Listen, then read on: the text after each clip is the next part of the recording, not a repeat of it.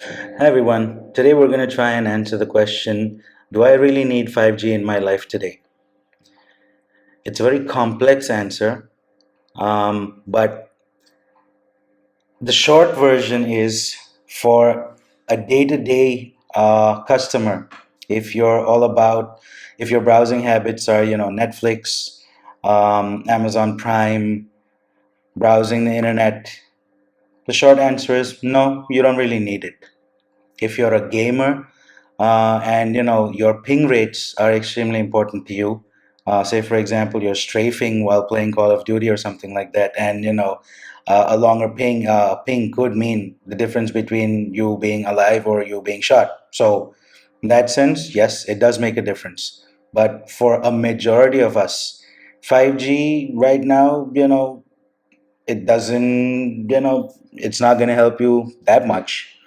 Yes, you do have extremely high data speeds, but you also end up consuming a lot more data. Most devices that are 5G enabled are extremely expensive. The infrastructure is also expensive, which means the more data you use, the more you're going to end up spending. You get the idea. Um, the other interesting aspect of this is the fact that the infrastructure itself, that the current infrastructure in many different countries is still not 5G enabled. And it's an extremely expensive proposition for a lot of telecom operators to actually venture into, at least right now. What we also fail to forget is, 4G is not that old. I think 4G is just about 10 years old. And it's only now that a lot of countries in the world they actually leapfrog 3G and they just directly went from 2G or Edge to 4G or 4.5G, and they're just coming online now. So expecting those countries to catch up to 5G within the next 3, 4, or maybe even 5 years is probably not going to happen. Not to mention the fact that if you look at the ARPU, or the spending power of the population in most of these countries, it's not going to be a cost-effective proposition at all.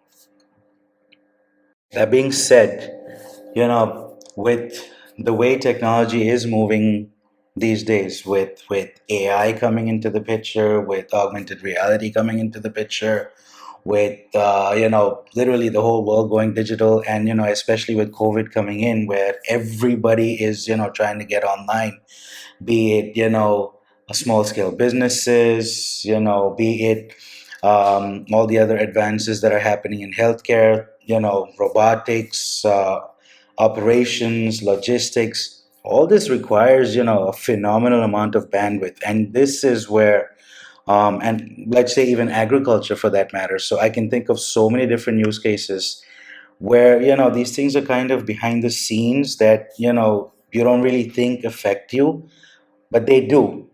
you know Indirectly they do. And when we're talking about the quantum of data that needs to be processed to take real time split second decisions, that's where 5G actually starts making sense. The other thing is that 5G for a lot of telecom operators right now is kind of a feather in the cap. Like, I was the first to bring it to the market. It happens, whether it's actually being utilized to its full potential or not. It's always good to be, the first to market. It's a great branding opportunity, and that's what marketing is all about. So, in conclusion, do I need it right now? The answer is no. But then nobody ever said that they needed 4G either, or 3G for that matter, or even the internet for that matter. But then we all know how the world changed, ever since the internet came up. So down the line, it is going to make a massive difference. We are, after all, in the fourth revolution, or the industrial revolution, the age of the internet, the age of technology.